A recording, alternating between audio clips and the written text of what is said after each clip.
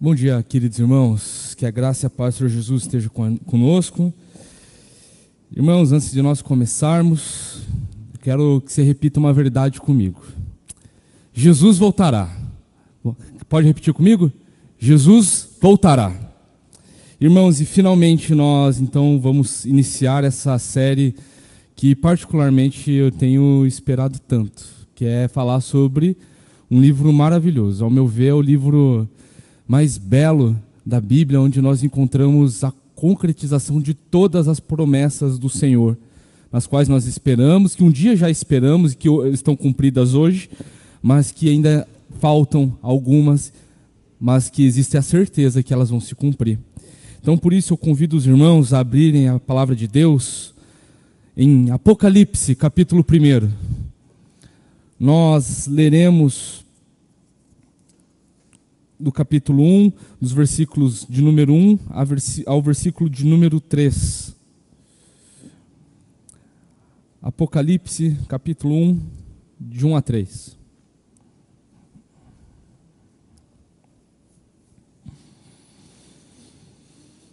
E diz assim a palavra de Deus em Apocalipse, capítulo 1, de 1 a 3.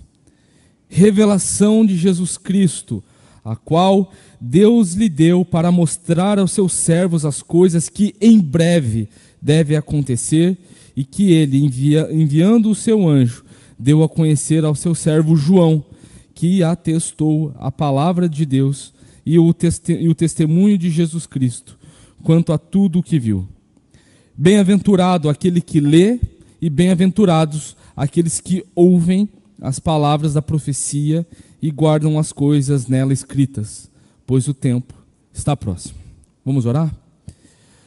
Bondoso e querido Deus, que privilégio, Deus, é falar da sua palavra, que privilégio, Deus, é falar do Senhor e que privilégio é pertencer ao Senhor. Obrigado, Deus, porque nós permanecemos, Pai, no Senhor, nós conhecemos o Senhor e o Senhor nos liberta, Pai, todos os dias. Te louvamos, Pai, que o Senhor possa estar abençoando essa aula, essa nova série que nós estamos iniciando hoje, e que esse livro, Pai, que é inspirado pelo Senhor, possa estar falando aos nossos corações, e a fim de que nós sejamos cada vez mais esperançosos na vinda de Cristo. Enquanto o Senhor não vem, nós sejamos cada vez mais cheios do poder do Espírito Santo, enquanto te aguardamos, Senhor. Te louvamos em nome do Senhor Jesus. Amém. Meus irmãos, hoje a ideia dessa primeira aula é uma primeira parte de uma introdução. Nós faremos uma pequena série de introduções ainda até a gente estudar de fato, verso a verso, do livro de Apocalipse. Justamente porque o estilo literário de Apocalipse ele é um tanto quanto complexo, ele é um tanto quanto necessário entender algumas questões que estão por trás do pensamento desse tipo de literatura. Então, nesse primeiro momento, na aula de hoje, a gente vai falar um pouco sobre a importância de estudar essa carta, né? Porque o Apocalipse ele é uma carta, ele tem um estilo literário ali próprio, mas ele está numa estrutura de carta.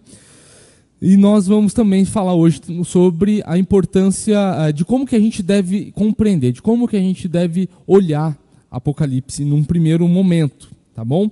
Mas olha só, eu queria começar com esse texto, fazer uma breve reflexão no texto que nós lemos agora de início, né? A palavra de Deus já começa nos falando aqui, revelação de Jesus Cristo. Então nós devemos entender que o Apocalipse ele também é a palavra de Deus. Ele é muito claro nesse assunto, né? Quando nós estivermos falando sobre os aspectos introdutórios, num caráter mais exegético, mais aprofundado de Apocalipse, a gente vai voltar nesse assunto que eu vou mencionar aqui brevemente. Mas na época em que o apóstolo João escreveu aqui o Apocalipse, existiam vários apocalipses, era um estilo literário muito comum, né?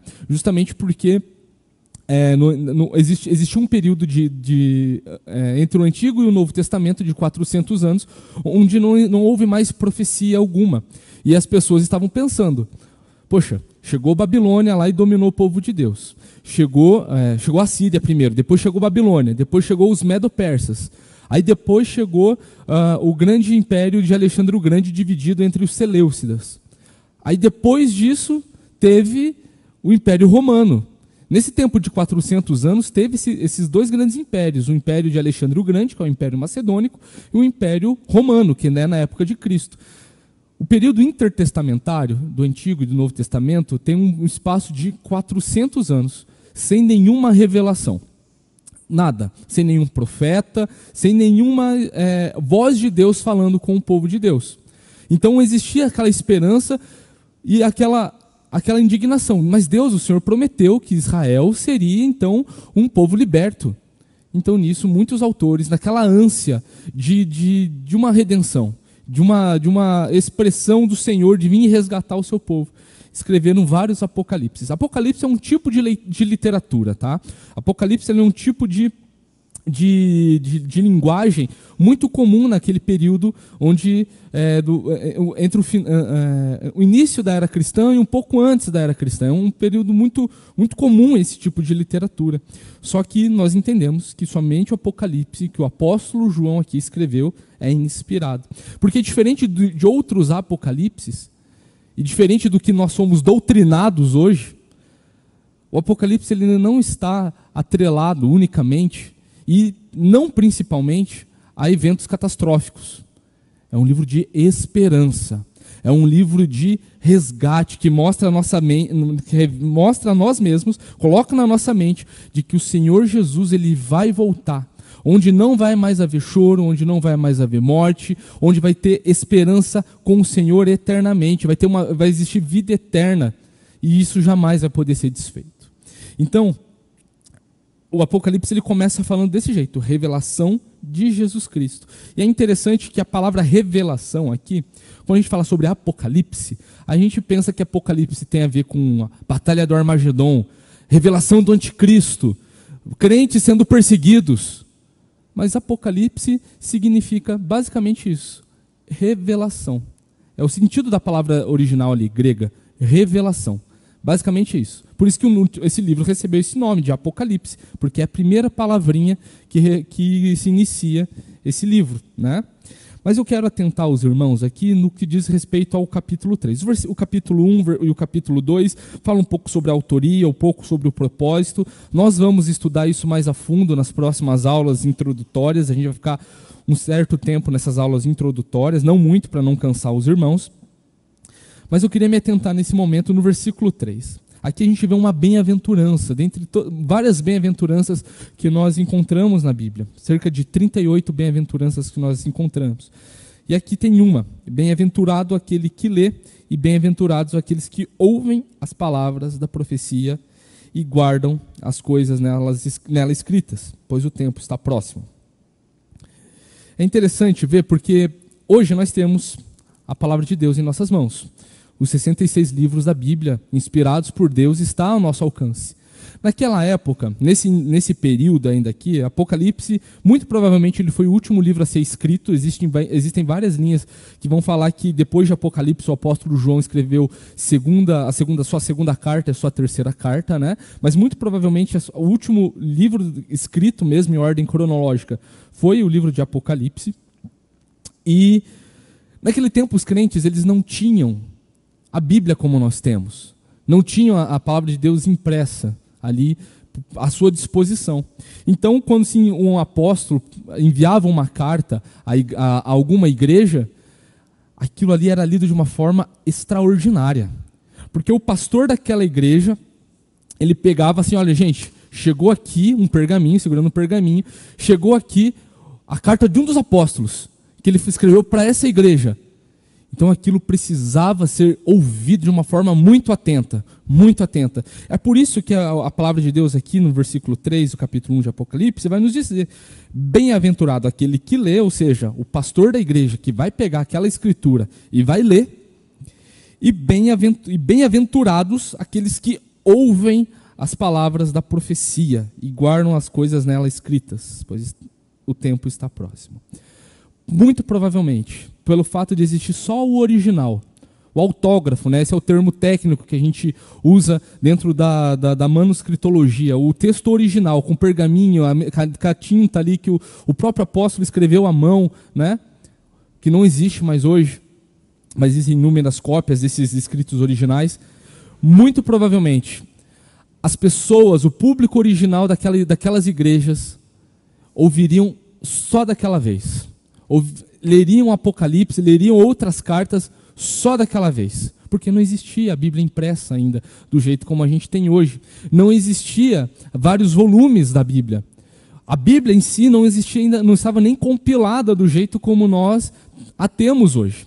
Então nós precisamos ver para isso, para essa bem-aventurança, e aplicar para as nossas vidas hoje. Porque muitas vezes, meus irmãos, quando nós estamos no culto, quando nós estamos na escola bíblica dominical, quando está sendo falada a palavra de Deus, tendo proclamada, ensinada a palavra de Deus, a nossa mente está em outras coisas. A nossa mente está nas dívidas, a nossa mente está no nosso time de futebol que não vai ser desclassificado. A nossa mente está em várias outras coisas. E os nossos irmãos do primeiro século estavam ouvindo isso atentamente.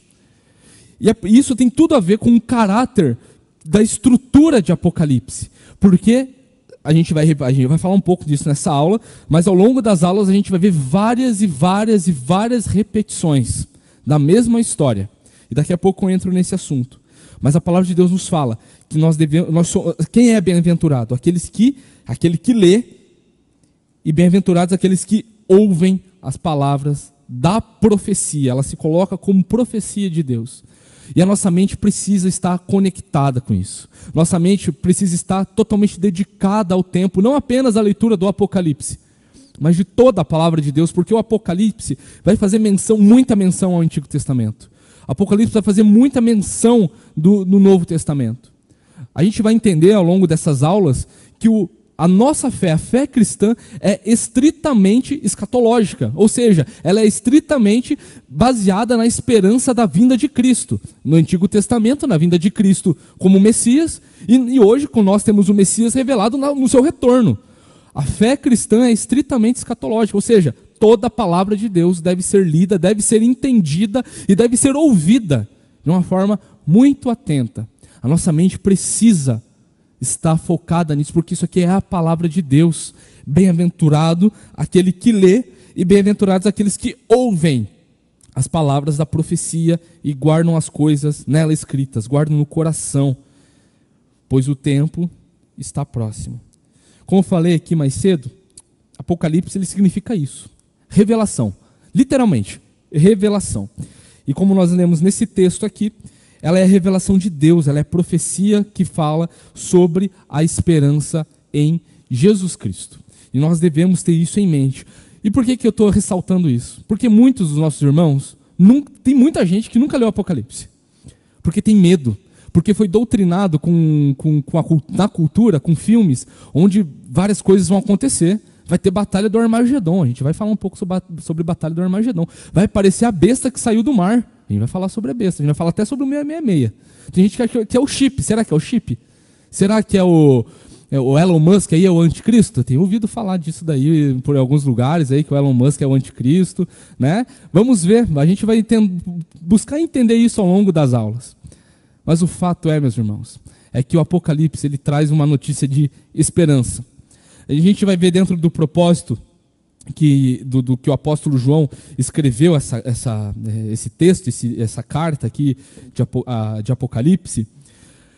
Só dando um pequeno spoiler, aquele contexto era um contexto de extrema perseguição. Os crentes estavam não apenas sendo perseguidos mais pelos judeus da época, eles estavam sendo perseguidos pelo poder do mundo da época, pelo grande império romano, né? Então o Apocalipse ele fala primordialmente daquilo que Deus já fez.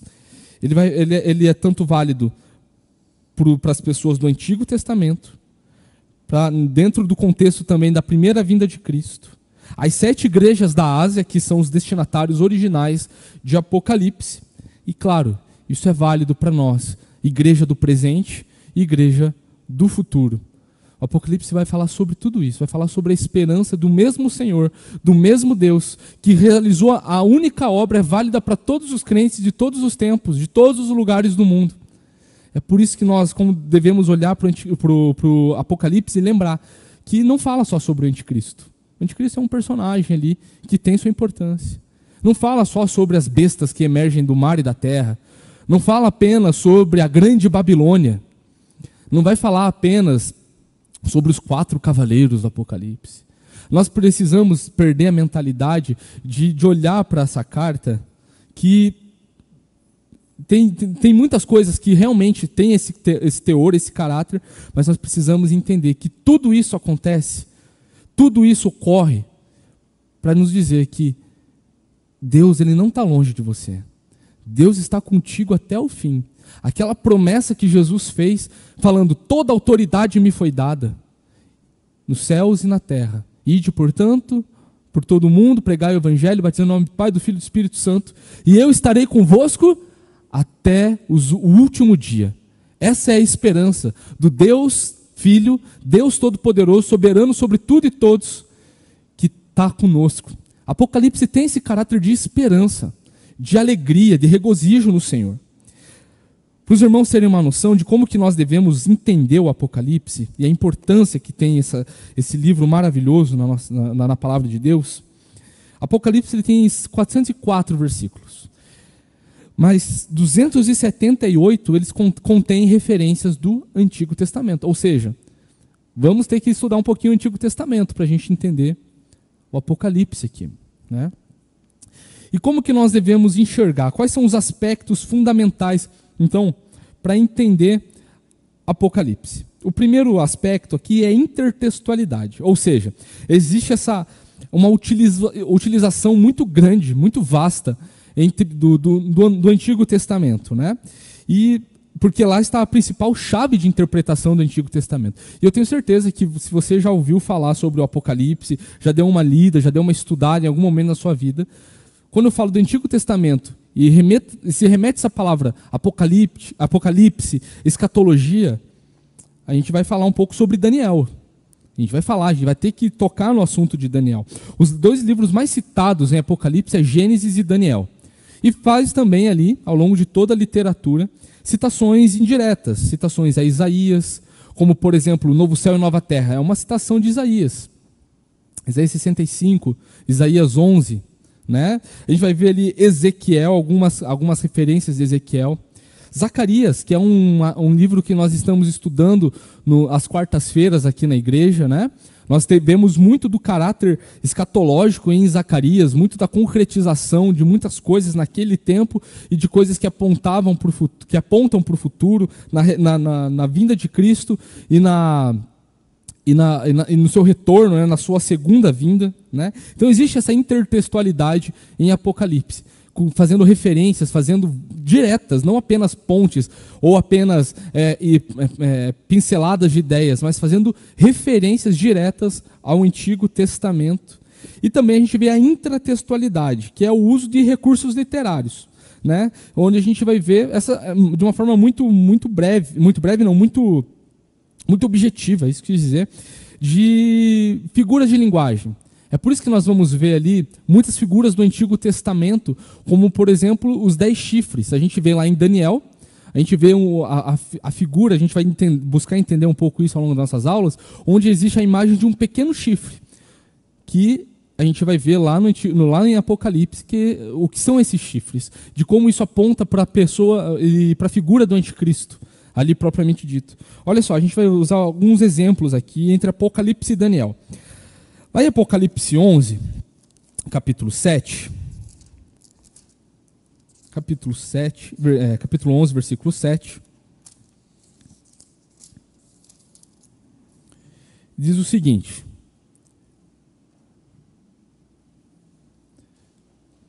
quando tiverem então concluído o testemunho que devem dar, a besta que surge do abismo fará guerra contra elas. A besta vencerá e matará as testemunhas. E de 7:21 de Daniel,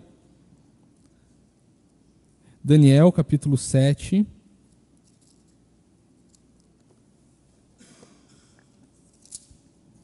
versículo 21.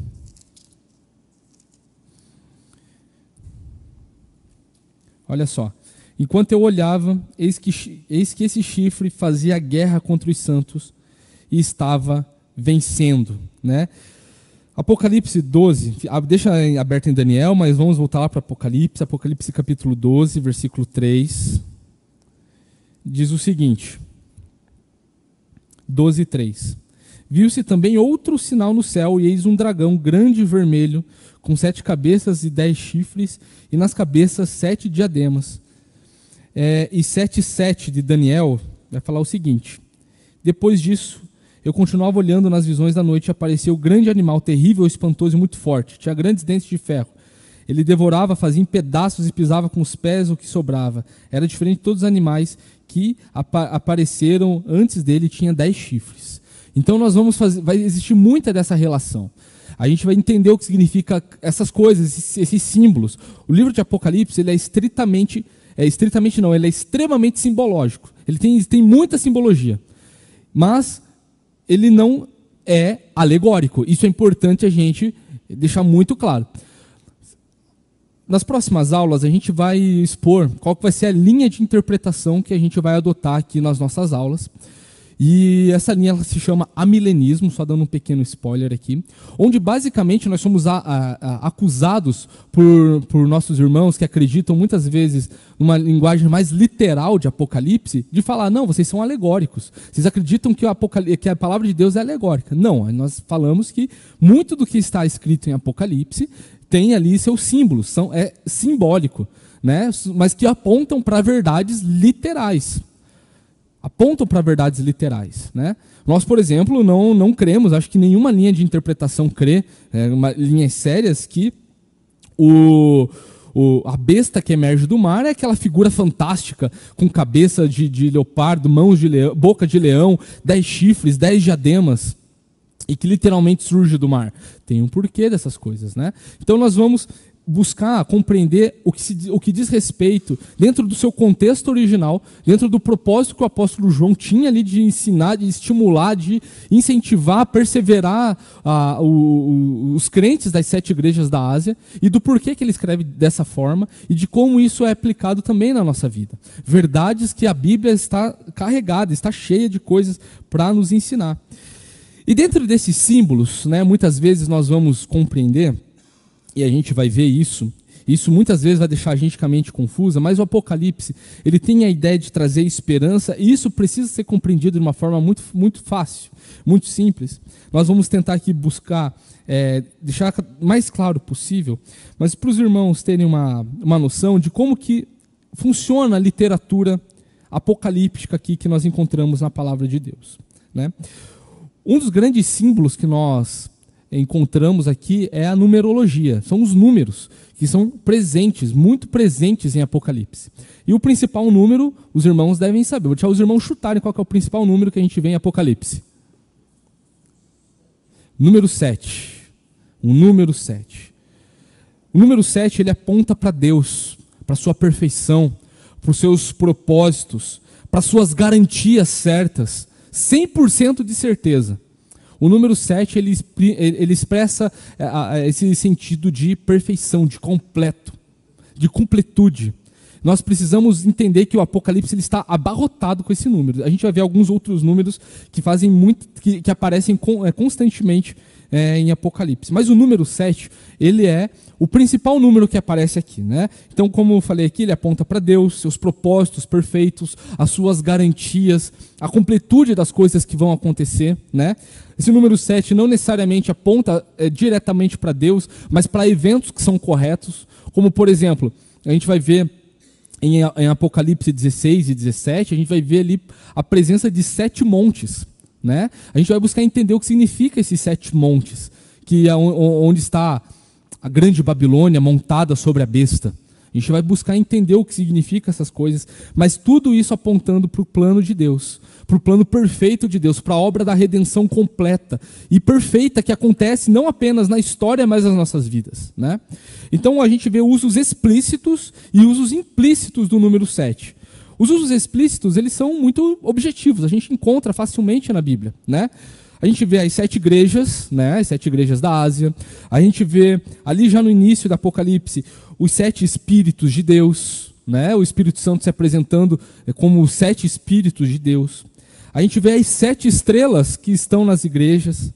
A gente vê os 7 candeeiros. A gente vê os 7 selos. A gente vê as 7 taças. A gente vê as 7 trombetas. A gente também vai ver as 7 vozes que a gente vê lá em Apocalipse de 12 a 14. né? Então a gente vê o número 7 de uma forma muito explícita, ali dentro dos eventos que são trazidos aqui em Apocalipse. Mas olha só, existem os usos implícitos do número 7 aqui em Apocalipse. A gente vê 7 bem-aventuranças. A gente leu, por exemplo, o capítulo 1, versículo 3, né? Bem-aventurados aqueles que leem, bem-aventurados aqueles que ouvem as palavras da profecia e guardam as coisas nela escritas, pois o tempo está próximo. Em 14:13, a gente vai ler rapidão aqui, para a gente poupar nosso tempo. Em 14:13 diz o seguinte: então ouvi uma voz do céu dizendo, escreva, bem-aventurados os mortos que desde agora morrem no Senhor. Sim, diz o Espírito, para que descansem das suas fadigas, pois as suas obras os acompanham. A gente vai ver lá em 16:15. Eis que venho como vem um ladrão, bem-aventurado aquele que vigia e guarda suas vestes, para que não ande nu e não se veja a sua vergonha. 19:9. Então o anjo me disse, escreva, bem-aventurados aqueles que são chamados à ceia das bodas do Cordeiro, e acrescentou, são essas as verdadeiras palavras de Deus. 26, capítulo 20, versículo 6. Bem-aventurado e santo é aquele que tem parte da primeira ressurreição. Sobre essas a segunda morte não tem poder, pelo contrário, serão sacerdotes de Deus e de Cristo e reinarão com ele os 1000 anos. Os 1000 anos é outro assunto que dá pano para manga, só queria deixar isso aqui bem claro. É o que separa as linhas de interpretação, basicamente, tá, gente? Só um spoiler aqui. A primeira ressurreição, nossa, vai ter a primeira e a segunda ressurreição. Como que acontece isso? Ai, gente, Apocalipse é um livro muito massa mesmo. 22:7. Vai dizer o seguinte: eis que venho sem demora, bem-aventurado aquele que guarda as palavras da profecia desse livro, fazendo menção a 1:3. Ainda no 22, versículo 14, bem-aventurados aqueles que lavam suas vestes para que tenham direito à árvore da vida e entrem na cidade pelos portões. 7 bem-aventuranças. Outra questão de usos implícitos do número 7 em Apocalipse é... Oi? Esses daí são os usos explícitos. Mas os implícitos, olha só, outra questão. A vinda de Cristo. Claro, é o assunto principal do livro de Apocalipse, não apenas do livro de Apocalipse, mas de toda a palavra de Deus, de toda a Escritura. Capítulo 1, versículo 1, já começa aqui. Revelação de Jesus Cristo, o qual Deus lhe deu para mostrar aos seus servos as coisas que em breve devem acontecer. E que ele, enviando-se hoje, deu a conhecer o seu servo João. Ou seja, vai acontecer. A vinda de Cristo vai acontecer. 2:16 vai colocar assim: portanto, arrependam-se, senão irei até aí sem demora e lutarei contra eles com a espada da minha boca. 3:11 venho sem demora, conserve o que você tem para que ninguém tome a sua coroa. 22:6 lá no final, 22:6 a gente acabou de ler. São as então o anjo me disse, essas palavras são fiéis e verdadeiras. O Senhor, o Deus dos Espíritos dos profetas, enviou o seu anjo para mostrar aos seus servos as coisas que em breve devem acontecer.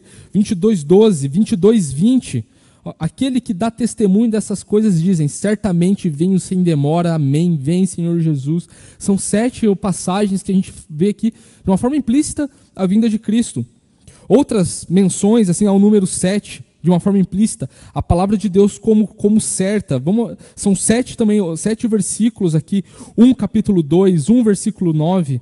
O versículo 9 é muito interessante, porque fala um pouco sobre o contexto que o apóstolo João estava. Versículo 9.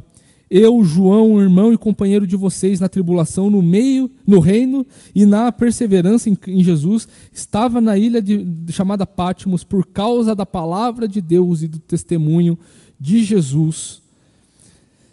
17:17, 6:9, 19:9, 19:13, 20, versículo 4, falam sobre a palavra de Deus como correta, né?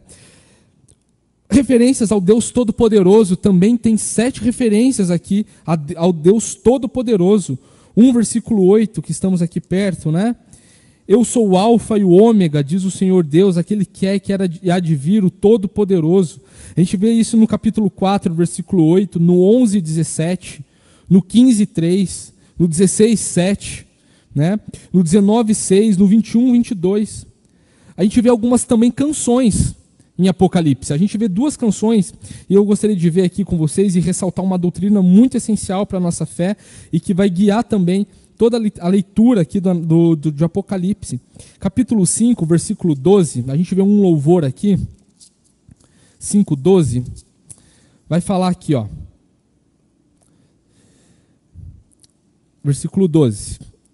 Proclamando com voz forte, digno é o Cordeiro que foi morto de receber poder, riqueza, sabedoria, força, honra, glória e o louvor, 7 atributos que a igreja dá a Deus Pai, né? 7:12, capítulo 7, versículo 12. Diz o seguinte, falando sobre Jesus Cristo, dizendo: Amém. O louvor, a glória, a sabedoria, as ações de graça, a honra, o poder e a força sejam nosso Deus para todos sempre. Amém. Aqui está falando sobre Cristo, né? Ao Cordeiro, ali o versículo 10 deixa bem claro. E aqui existe uma doutrina fundamental. Apocalipse deixa muito claro que Jesus e Deus Pai são o mesmo Deus. São dignos de receber tudo isso. Esses 7 louvores que a igreja rende ao Senhor Deus e ao Senhor Jesus, dizendo que Jesus, ele é Deus. Então é muito claro esse retorno. Quando a gente vai ver lá em Apocalipse 1:8, sobre o alfa e o ômega, existe uma discussão muito grande se ali o apóstolo João está falando sobre Deus Pai ou Deus Filho. Mas a gente vai ver lá em Apocalipse 22, que Jesus ele falando, eu sou o alfa, o ômega, o princípio e o fim. Ele vai falar, o primeiro e o último, está falando de Jesus ali. Isso aí é um ótimo argumento, meus irmãos. Só um parênteses aqui para a gente acabar com a doutrina dos testemunhos de Jeová, que vão falar que Jesus não é Deus, que Jesus ele tem um Deus, que ele é glorificado, mas ele é um Deus. Ele é Deus verdadeiro, mas ele não é o Deus verdadeiro. Os testemunhos de Jeová vão falar isso. Mas Apocalipse... ele é um Deus menor, exatamente. Existem vários deuses, né? Os testemunhos de Jeová, assim, eles chegam à beira de falar, de enaltecer o politeísmo, muitas vezes, né? Baseado na tentativa de dizer que não, existe Jeová, existe Jesus. Jesus recebeu essa glória, recebeu essa autoridade. Como um Deus todo-poderoso pode receber a autoridade? Recebe de quem? Existem vários argumentos contra isso, mas é muito fácil. Apocalipse deixa muito claro que Jesus e Deus Pai são o alfa e o ômega, o princípio e o fim, o primeiro e o último. Senão você vai ter que falar, existem 2 primeiros e existem 2 últimos. Então não tem como a gente levar uma doutrina dessa como uma doutrina ortodoxa, uma doutrina correta, né? A palavra de Deus é muito clara. Jesus é Deus. E Jesus, sendo Deus, vai voltar em glória, em majestade. Essa é a nossa esperança. E o grande último uso implícito do número 7 em Apocalipse é as divisões que a carta aqui se propõe a se apresentar, né? O apóstolo João, muito provavelmente, a gente vai falar um pouco isso sobre a escrita da carta, quando nós entrarmos nesses assuntos mais exegéticos, mais técnicos. Muito provavelmente o apóstolo João ali, por ele estar, como a gente leu agora ali no texto de 1:9, ele estava preso, ou ele já pôde ter sido preso, estar solto, existem várias leis de interpretação. O fato é que ele recebeu essa revelação na ilha de Patmos, e ele precisava enviar de algum jeito para as 7 igrejas. Muito provavelmente ele teve que escrever isso de uma forma que a embaixada lá, a infraero da época do Império Romano, né, não ia ver assim, poxa, isso aqui não pode passar. Tinha que ser um jeito que os romanos não iam entender, mas que a igreja ia entender, que a igreja perfeitamente ia entender. Então o apóstolo João, aqui inspirado por Deus, Deus escolheu que o Apocalipse fosse escrito dessa forma. E nós vemos a mesma história sendo contada várias vezes, a mesma história, dentro dos eventos, de 2 grandes eventos. A primeira vinda de Jesus, que era a esperança escatológica do Antigo Testamento. Semana que vem a gente vai falar um pouco sobre isso, sobre a esperança escatológica do Antigo Testamento. E a segunda vinda de Jesus, que é a esperança escatológica do Novo Testamento. A gente vai ver essa relação. E o Apocalipse vai trabalhar dentro dessa relação. Sobre a primeira vinda de Jesus encarnado, Deus encarnado, e a segunda vinda de Jesus, como Jesus glorificado para resgatar a sua igreja, né? A gente vê as grandes divisões, que também são 7 em Apocalipse. A primeira grande divisão é do capítulo de 1 a 3, onde Jesus ele fala às igrejas. Ali está as igrejas da Ásia Menor, que é o público original de Apocalipse. Depois de 4 a 7, a gente vê a segunda seção, que são os selos. Depois de 8 a 11, a gente vai ver as trombetas.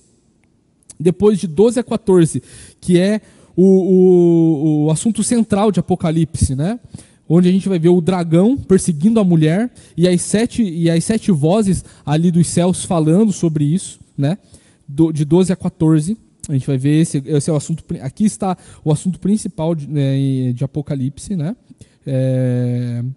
De 15 a 16, a gente vai ver as 7 taças ou 7 flagelos da ira de Deus. De 7 a 19, a gente vai ver os 7 julgamentos. É um jeito mais subjetivo que a gente vai estar que a gente pode ler ali, a gente pode prestar atenção. Por isso que é bem-aventurado aquele que lê e aqueles que ouvem, né? Porque precisa ter atenção, né? Precisa prestar atenção. São 7 julgamentos ali de 17 a 19. A gente vê também de 20 a 22 os atos da consumação do novo céu, da nova terra, a derrota definitiva de Satanás, né? A segunda morte, né? O lago de fogo, a nova Jerusalém ali sendo trazida, né? A eternidade com o Senhor para sempre. Então são 7 eventos: igrejas, selos, trombetas, o dragão e as 7 vozes, as taças, os julgamentos e a consumação. É um livro também dividido em 7, onde basicamente, imaginem comigo, o apóstolo João ele teve uma visão. E ele não foi vendo cronologicamente. Ele teve uma visão de tudo isso que estava acontecendo. Então ele via por tudo. Ele viu o que estava acontecendo. Mas ele precisava organizar isso de uma forma. Ele precisava falar assim, olha, eu vou contar a mesma história. Só que agora, na primeira história, eu vou encaixar algumas peças. Agora eu vou contar a mesma história de novo. Vou colocar mais peças nessa história, mais detalhes. E assim vai na terceira vez, na quarta, na quinta, na sexta e na 7ª vez, colocou todas as peças. Tudo está escancarado. Jesus retornou, Jesus é vitorioso sobre o mal. Jesus, ele reina. E a gente vai ver um pouco sobre essas questões, né? A própria estrutura de Apocalipse é apresentada dessa forma, né? A gente vê outro número aqui também, a gente vê o número 4. O número 4... Ele aponta para a terra, para a criação, né? O alvo do amor de Deus, propriamente dito. A gente vê usos explícitos, a gente vê algumas vezes, melhor dizendo, em Apocalipse, como os 4 seres viventes, que representam ali os animais selvagens, os animais domésticos, os animais do mar, dos ares, a raça humana. A gente vê ali os 4 seres viventes ali, adorando o Cordeiro, junto ali com os 24 anciãos, né? Já no início, no capítulo 4, a gente já vê isso, né? A gente vê os 4 anjos trazendo o julgamento vindo dos 4 cantos da terra, mandando os 4 ventos que também estão espalhados pela terra. A gente vê o número 4 aqui também fazendo referência a terra, a criação, né, e tudo mais. A gente vê usos implícitos também. A gente vê direto, quando o apóstolo João vai fazer referência a todo mundo, ele usa alguns termos: tribo, língua, povo e nação. Pessoas de toda tribo, língua, povo e nação. São 4. A gente vê lá no capítulo 5, versículo 13. Vamos abrir ali comigo, capítulo 5, versículo 13. A gente leu o 12 mais cedo, agora o 13, né? Então ouvi que toda criatura que há no céu, sobre a terra, debaixo da terra e sobre o mar, 4 referências também, e tudo que neles há estava dizendo: aquele que está sentado e ao Cordeiro sejam o louvor, a honra, a glória e o domínio para sempre. 4 momentos de louvor da criação aqui ao Senhor Jesus. Olha só que interessante. O 4º selo, ele é o 4º cavaleiro do Apocalipse. Ele é a morte, né? O cavalo amarelo ali. E o 4º cavaleiro, que é o 4º selo, ele tá ali ele recebe ali no capítulo 6, versículo 8. Olha só que interessante. Vamos ler que acho que fica mais fácil.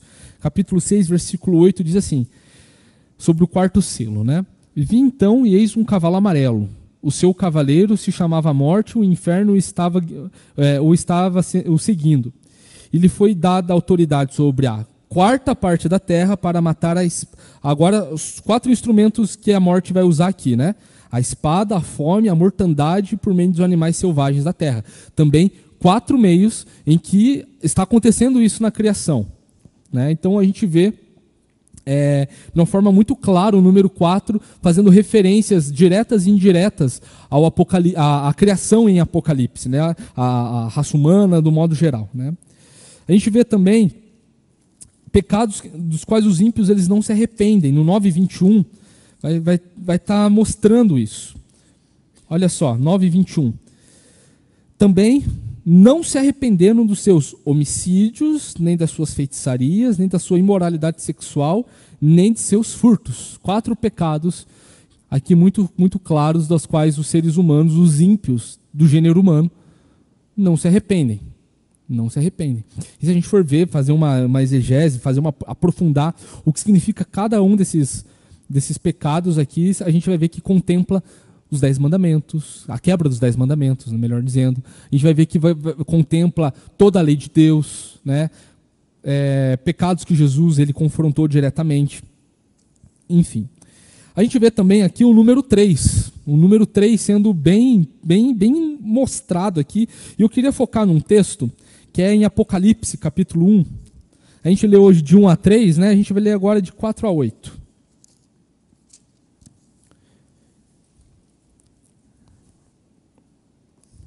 Diz assim a palavra de Deus em Apocalipse 1, de 4 a 8. João, às 7 igrejas que estão na província da Ásia, que a graça e a paz estejam com vocês, da parte daquele que é, que era e que há de vir, da parte dos 7 espíritos que estão diante do seu trono, e da parte de Jesus Cristo, a fiel testemunha, o primogênito dos mortos e o soberano dos reis da terra, aquele que nos ama e pelo seu sangue nos libertou dos nossos pecados e nos constituiu reinos sacerdotes para o seu Deus e Pai.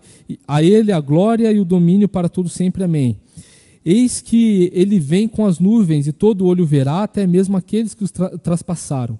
E todas as tribos da terra se lamentarão por causa dele, certamente. Amém. Eu sou o Alfa, diz o Senhor, o Alfa e o Ômega, diz o Senhor Deus, aquele que é, que era e que há de vir, o Todo-Poderoso. A gente vê a presença do número 3 de uma forma muito clara aqui, muito clara, muito emblemática, que bem-aventurados aqueles que ouvem, porque só ouvindo vão prestar atenção nesses detalhes. A gente vê aqui dos versículos 4 até a primeira parte do versículo 5, a Apocalipse ele fazendo referência aqui ao Deus Trino, a Trindade, né? Ao Deus Pai. Olha só, lê ali comigo. As 7 igrejas que estão, João, as 7 igrejas que estão na província da Ásia, que a graça e a paz estejam com vocês da parte daquele que é, que era e que há de vir, fazendo referência aqui a Deus Pai, né? Da parte dos 7 espíritos, que é como o Espírito Santo ele se apresenta em Apocalipse, né?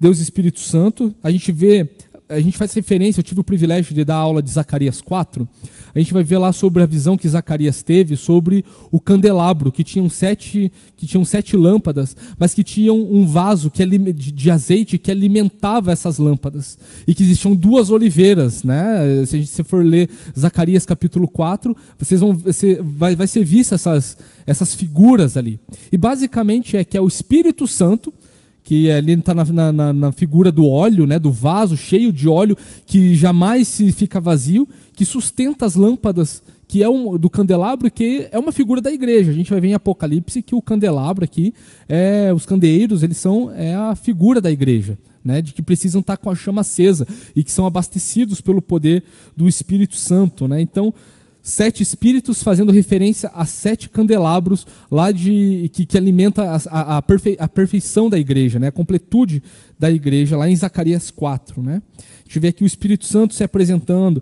Versículo 5 também diz que da parte de Jesus Cristo, né, o Deus Filho, a fiel testemunha, o primogênito dos mortos e o soberano sobre os reis da terra. E é interessante que Deus Pai e Deus Filho aqui, eles se apresentam em igualdade também. Em igualdade como Deus. Né? O Espírito Santo também é Deus aqui, ele é 7 espíritos, ele testifica sobre quem é o Filho. Né?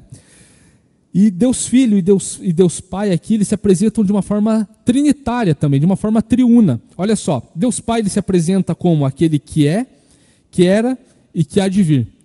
Jesus Cristo, ele é apresentado aqui como a fiel testemunha, o primogênito dos mortos e o soberano sobre os reis da terra, que basicamente está dizendo, a fiel testemunha, Jesus morreu, ele é o primogênito dos mortos, Jesus ressuscitou e ele é o soberano da terra, sobre os reis da terra, ou seja, ele reina. E é interessante a gente falar sobre Jesus, que ele reina, porque isso vai dar toda a base também, né, claro, junto com outros elementos, mas isso vai ser uma das principais bases para a gente defender a linha de interpretação que a gente vai adotar. Muitos falam que Jesus ele vai voltar e ele vai reinar por 1000 anos com a sua igreja, né? Muitas das interpretações no Brasil isso é muito, muito comum, é a forma de interpretação mais tradicional.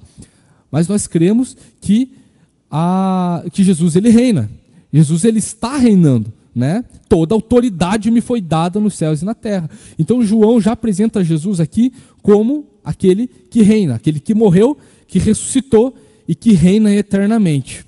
Por isso que ele fala amém aqui no final, né? Ele fala 2 vezes amém ao longo desse texto que nós lemos.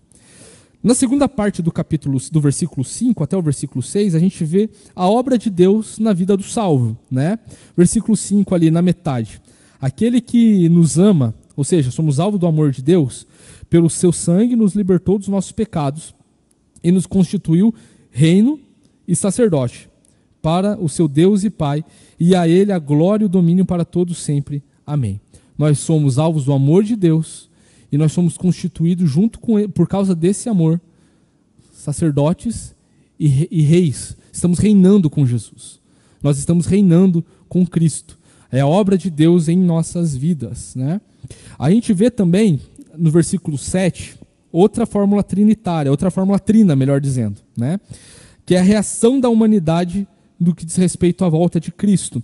Eis que ele vem com as nuvens e todo olho verá, ou seja, pessoas do presente quando Jesus voltar, pessoas que se remete ao futuro. João está falando, se remetendo não apenas a pessoas do seu presente, mas também do seu futuro, que ele crê que Jesus vai voltar futuramente, né?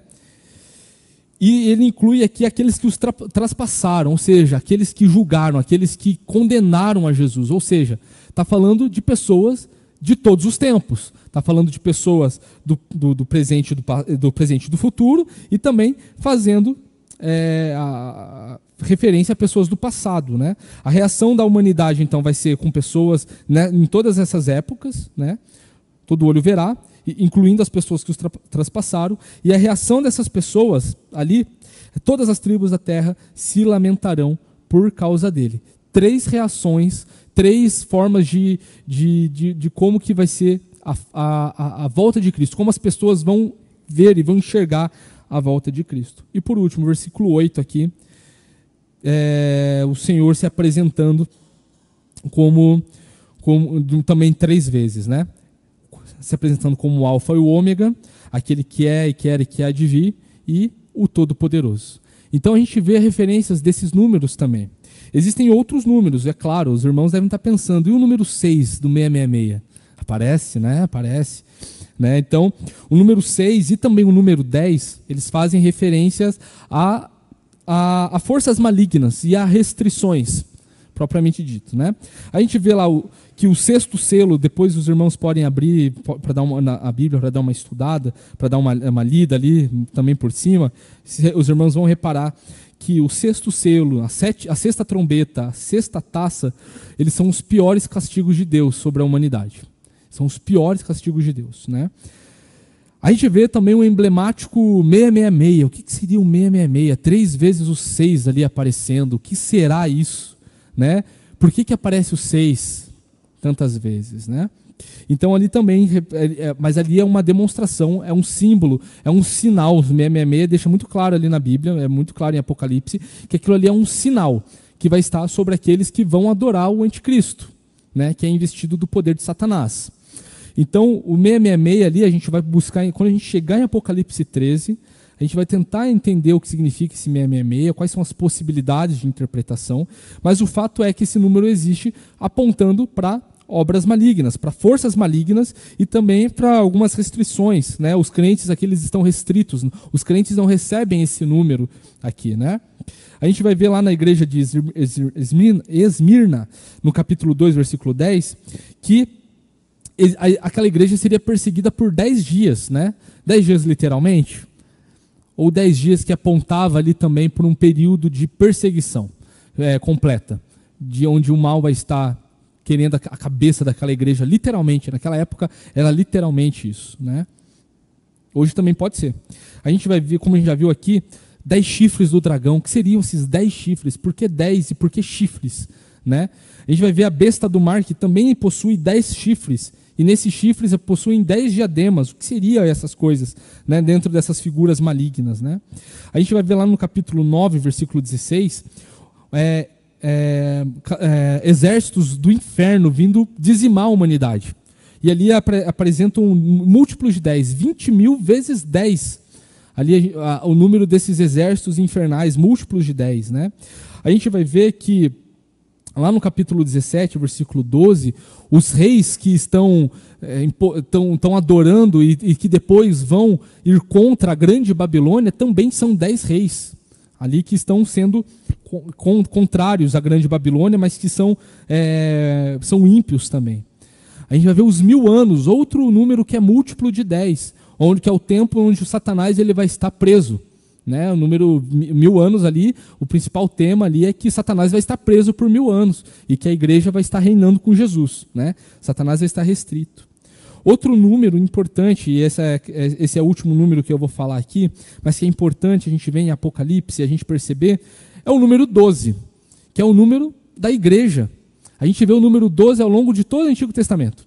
A gente vê o número 12 ao longo de todo o Novo Testamento. E sempre fazendo referência à igreja. E coincidentemente, claro, a divisão não é inspirada, a divisão de capítulos não é inspirada.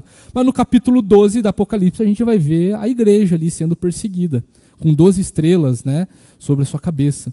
A gente vai ver ali sobre como que se dá essas questões da igreja. Por exemplo, a gente vê já no capítulo 4 os 24 anciãos, que segundo as melhores interpretações, são os 12 patriarcas de Israel.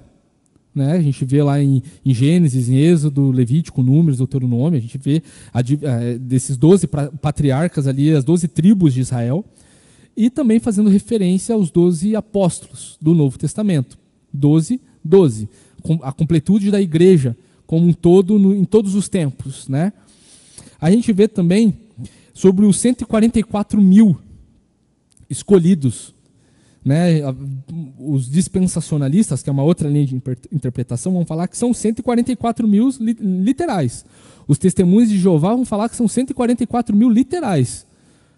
Os mormons também. O problema é que essas seitas assim, já estão na casa dos milhões. Então vai ter uma briga ali para entrar no céu, hein, presbítero Edgar?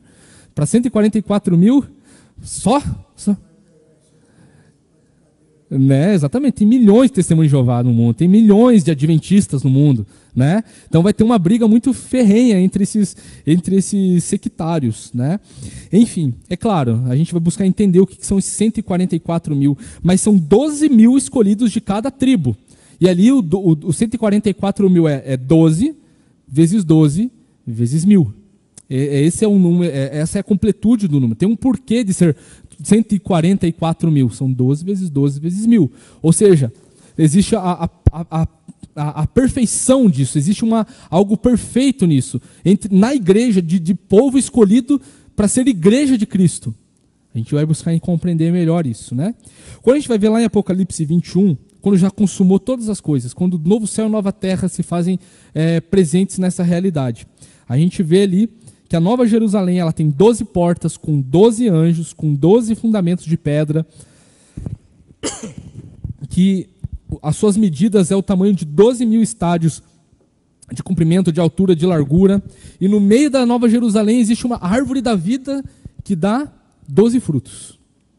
Então a gente vai buscar compreender o que significa esse 12 dentro do caráter da igreja.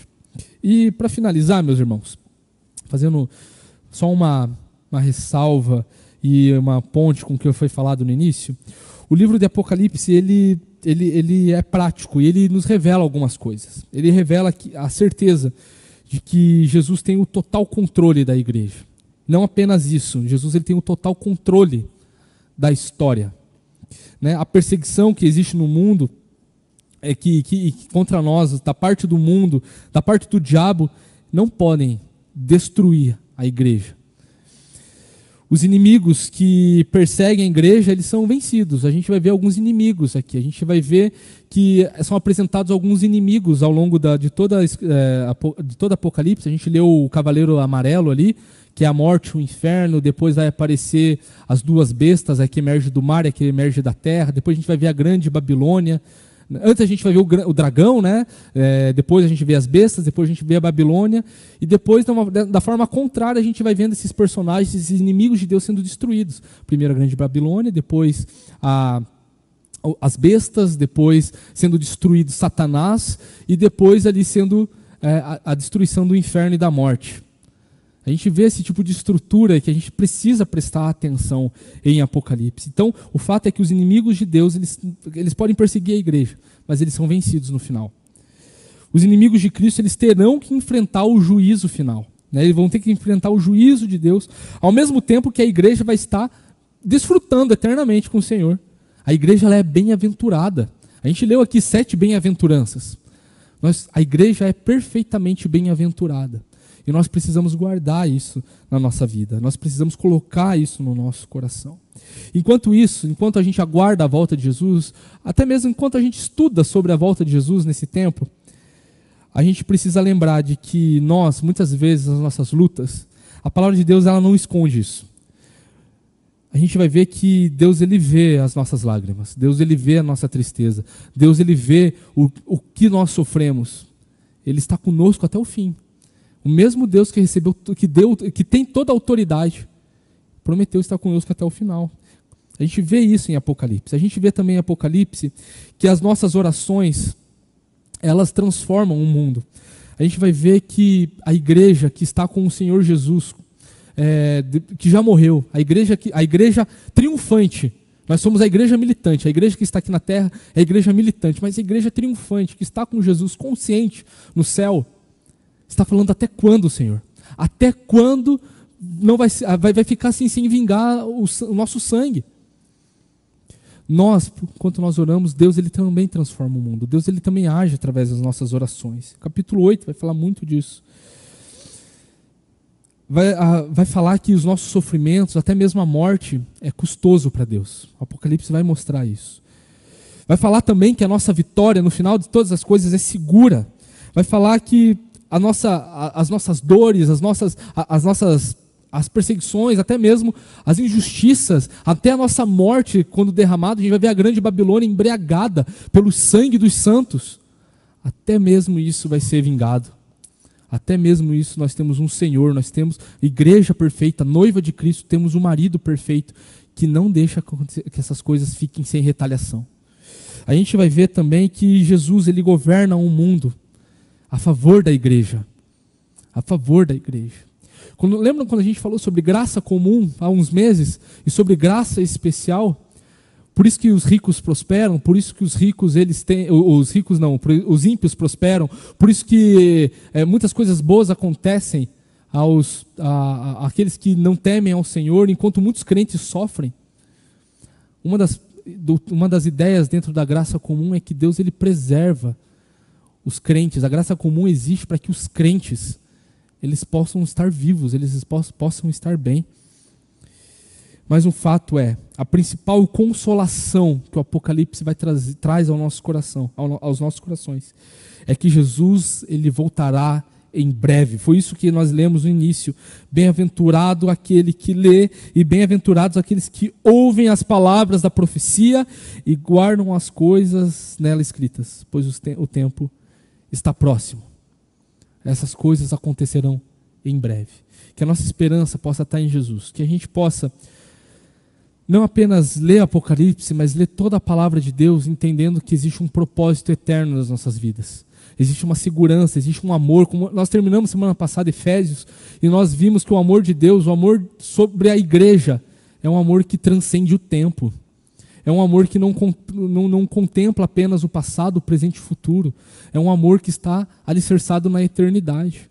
E que por mais que nós soframos, por mais que nós vejamos o mal prevalecer muitas vezes, nós temos a certeza de que Jesus é por nós. E se Deus é por nós, quem será contra nós? Nós devemos ter a esperança, a firme esperança. A fé é isso. É a convicção das coisas que nós não podemos ver muitas vezes. Mas é o firme fundamento das coisas que vão acontecer de fato. Nós precisamos ter a esperança em Jesus. Nós precisamos, enquanto isso, exercitar a nossa fé, sermos bem-aventurados, prestar atenção no que diz essa palavra maravilhosa. E esperamos que nas próximas aulas a gente consiga expressar da melhor forma possível, a fim de que nós compreendamos o que diz esse livro que até hoje é muito mal compreendido, é muito mal lido, sendo bem sincero, é muito mal lido, muito mal interpretado muitas vezes. E é claro, a gente não está falando que nós temos a verdade absoluta em nossas mãos, como presbiterianos que lemos a palavra de Deus. Mas nós vamos tentar buscar da forma mais sadia e da forma mais produtiva possível, extrair o máximo do conteúdo nesse tempo de escola bíblica dominical, que não é uma faculdade, que não é um mestrado, que não é um doutorado, mas que compete a gente estudar de uma forma técnica, de uma forma aprofundada, de uma forma até mesmo, e com certeza, espiritual e prática para as nossas vidas, porque nós estamos, por enquanto, esperando Jesus. E é bom falar da volta de Jesus. Ontem eu e minha esposa, a gente, no tardar do dia, assim, estava tudo escuro, estava o pôr do sol, a gente apagou todas as luzes de casa, e a gente foi contemplar na sacada lá, e a impressão que dava é que Jesus podia voltar a qualquer momento. Essa é a esperança do crente. Jesus vai voltar a qualquer momento. O apóstolo Paulo, a gente vai ver isso nas epístolas, que Jesus vai voltar. Ele falava, Jesus vai voltar enquanto eu estiver vivo. Ele estava errado? Poxa, porque o apóstolo Paulo morreu e Jesus não voltou. Não, porque ele tinha a postura de um crente. O crente deve esperar Jesus voltar a qualquer momento. Jesus vai voltar a qualquer momento, essa é a nossa esperança. Não é no nosso tempo, não é na hora que a gente quer.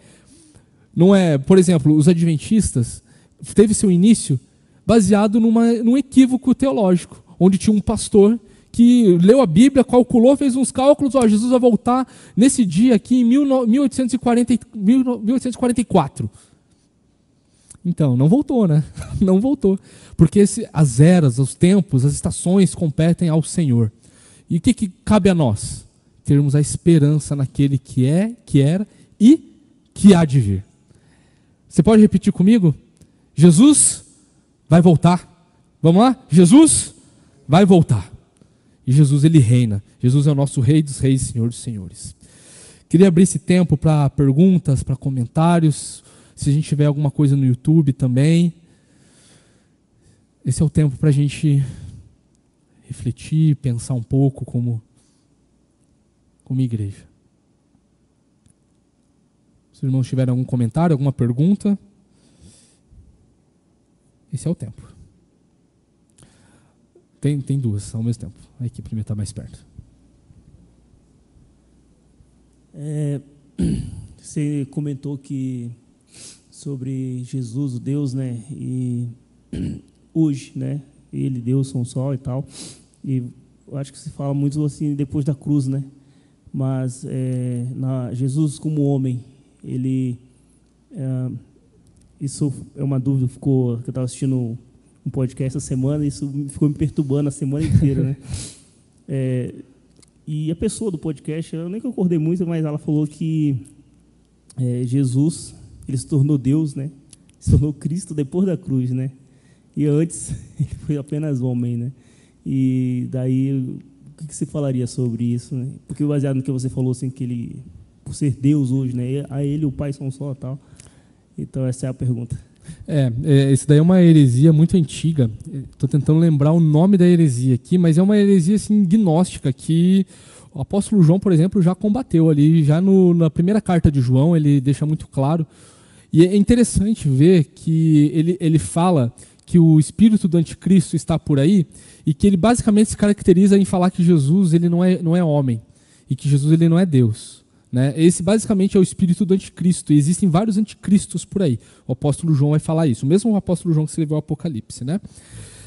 E essa é uma heresia antiga, fala que Jesus ele recebeu ali o Cristo, né? Jesus o humano, ele recebeu o Cristo no seu batismo e que na sua crucificação o Cristo foi embora, né? Por isso que Jesus ele fala: Deus, por que me abandonastes, né? Pai, por que me abandonastes? É uma heresia muito antiga, né? Jesus ele é 100% Deus, ele é 100% homem, ele não tem como os apóstolos falarem, por exemplo, que em tudo ele foi tentado e em nada pecou. Né? Sendo que ele não tem como deixar de pecar sem ser o Cristo. Tem que ser o Cristo. Eu não tenho a idade de Cristo ainda, eu tenho 29 anos. Jesus, seu ministério começou com 30. Né? Então, assim, pensa, eu olho para mim e eu penso, nossa, eu já pequei pra caramba. Então, assim, eu acho que se Jesus ele não pecou, então ele sempre foi Deus. Ele sempre foi Deus. É um mistério entender isso, é um mistério. E tentar destrinchar isso de uma forma sistemática, tentar entender que, por exemplo, uma das grandes dúvidas é assim, não tem como Jesus morrer, porque Jesus é Deus. Deus não pode morrer, né? Mas esse é um mistério da cruz. Como que Jesus sendo Deus, sendo homem, ele morreu como Deus ou como homem? Jesus morreu como Deus e homem. Jesus ele não perdeu ali a sua humanidade, a sua divindade, né? Então, Jesus ele sempre foi Deus. Essa é uma heresia muito antiga mesmo, e é muito sutil, né? Porque eu já ouvi até mesmo alguns católicos falando que foi Maria que ensinou Jesus a ser o Cristo, né? Eu fico tipo assim, nossa, então tá, beleza, né?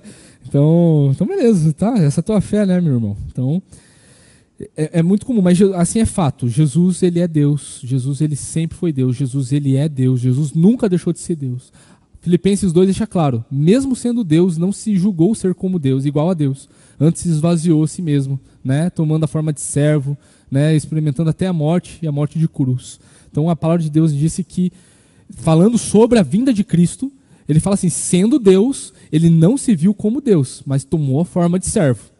Então, e também fala nessa mesma passagem em Filipenses 2 que Jesus ele tinha a forma de Deus. Lembra quando a gente estudou isso em Filipenses sobre o ser de Deus, o ser de Jesus Cristo? A gente viu aqui nessas aulas do que seria essa forma de Deus. De que quando as pessoas estavam vendo Jesus realizando seus milagres, Jesus falando, por exemplo, Jesus curando a distância. Quem que curava a distância no Antigo Testamento? Quem que falava e acontecia a distância? Deus. Deus ele falava assim: haja luz, e havia luz. Pelo poder da sua palavra. E Jesus fez isso várias vezes, né? Jesus, no Evangelho de João, falou várias vezes: eu sou o caminho, a verdade e a vida.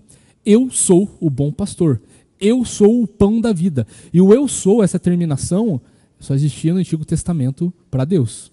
Então Jesus ele é Deus, ele sempre foi Deus. E aquele negócio que a gente falou ali, falou sobre o primeiro e o último, o alfa e o ômega. Jesus, ele não tem como existir dois primeiros e dois últimos. Né? Então, Jesus e Deus é o mesmo Deus. Não são pessoas, não são a mesma pessoa, mas são Deus.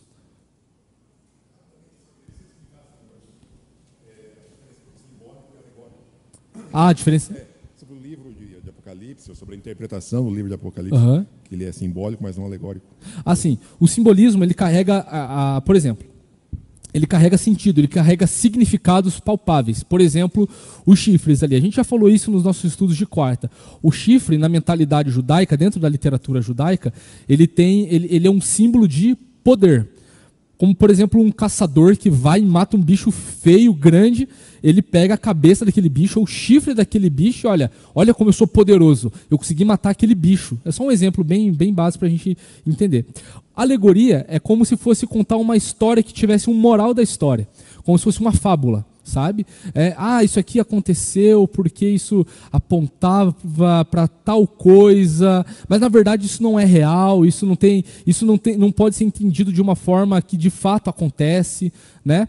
Por exemplo, as parábolas não são alegorias, as parábolas falam sobre princípios de uma realidade que é o reino de Deus, mas utilizando de elementos do cotidiano dos ouvintes ali, muito de agricultura, muitos elementos de agricultura, como o semeador que saiu para semear, né? As pessoas sabiam o que era um semeador, sabiam o que era o plantio, sabiam o que eram os corvos, sabiam o que eram as pedras, os espinhos, porque eram figuras que estavam ali naquele meio. Mas Jesus usa uma história que não é real ali a princípio, mas para falar de uma realidade. Para fazer, olha, isso aqui é semelhante ao reino de Deus. Isso aqui que eu estou falando, não se atente ao exemplo, se atente ao princípio, sabe? A alegoria não, a alegoria ela tende a contar, contar uma moral da história, como uma fábula, como eu falei, tipo, Chapeuzinho Vermelho vai falar, não pode... A moral da história, não conversa com gente que você não conhece, né? Então, tem um sentido alegórico nisso. É uma fábula. A alegoria praticamente é a fábula. Infelizmente, os pais da igreja muitas vezes interpretaram o Apocalipse como uma alegoria. E nisso aconteceu vários erros, né? E a gente adota uma linha de interpretação que é gramático, histórico, contextual, alguma coisa. Acho que é isso. A gente tenta ver o que a Bíblia fala no seu contexto. Então tem um porquê de João falar assim, que Jesus ele está andando entre os 7 candeeiros. Porque os candeeiros, na mentalidade da igreja primitiva e do judeu, era que o candeeiro era o símbolo do povo de Deus. Sabe? Então tinha essa referência. Né? Eu sigo uma interpretação de que muito provavelmente tinha que ser escrito em código Apocalipse, senão não ia passar pela alfândega romana na época. Ia ser barrado, sabe? Então precisava fazer sentido para um público. Então por isso que foi usado muito desses elementos, né? Mais alguma pergunta? Mais algum comentário? Nós temos um tempo, irmãos. Alguma pergunta no YouTube? Não? Então, vamos encerrar esse momento aqui de estudo. Espero que tenha sido muito proveitoso para os irmãos. Eu, particularmente, amo falar sobre o Apocalipse. Né? A primeira turma onde eu dei aula de escola bíblica dominical, eu comecei a falar sobre o Apocalipse, então eu tenho um carinho muito pessoal dentro da escola bíblica dominical ao falar de Apocalipse. Para mim é um privilégio falar sobre isso. Mas espero que nesses momentos de estudo de Apocalipse, os irmãos sejam bem-aventurados. Ouçam o que diz essa profecia. E prestem atenção. E estudem, meditem. Devorem isso como o apóstolo João fez com um livrinho. A gente vai ver que João ele engoliu um livrinho doce ao paladar, mas amargo ao descer. Vamos estudar juntos, vamos nos aprofundar juntos aqui nesses momentos, na sua casa, né? Então, também. E a gente pode extrair da melhor forma possível o que o Senhor tem a dizer para nós através desse livro. Amém? Queria pedir para o presbítero Edgar fazer uma oração para nós de encerramento, se o senhor puder. Querido Deus, amado Pai, nós louvamos o Teu santo nome, bendizemos o Teu santo nome, porque o Senhor é Deus, o Deus Pai, o Deus Filho, o Deus Espírito Santo, que no decorrer da história, por Teu amor e graça, sempre separou um povo para Te servir e para proclamar as virtudes daquele que nos chamou das trevas para a Tua maravilhosa luz. Por isso estamos aqui, ó Deus, como igreja de Cristo, como povo de Deus em Cristo, para proclamarmos as Tuas verdades àqueles que não Te conhecem. E a cada momento, a cada participação, a cada instrução que nós recebemos da Tua palavra, nós somos educados, ensinados, corrigidos, repreendidos e habilitados para toda boa obra, ó Deus, pertinente ao Teu reino aqui neste mundo. Te agradecemos por esta manhã, quando pudemos estar tomando o alimento físico juntos, no momento do café, da comunhão, e te agradecemos por essa manhã, quando recebemos também o alimento principal, que é o alimento do Teu Espírito, para o nosso espírito, através da Tua palavra. Despede-nos agora para os nossos lares, dá-nos uma tarde de paz e nos abençoe, ó Deus, e nos sustente para que logo mais à noite, ao final do dia, estamos reunidos aqui como Igreja do Senhor em plena adoração. No nome santo do Senhor Jesus, oramos agradecidos. Amém.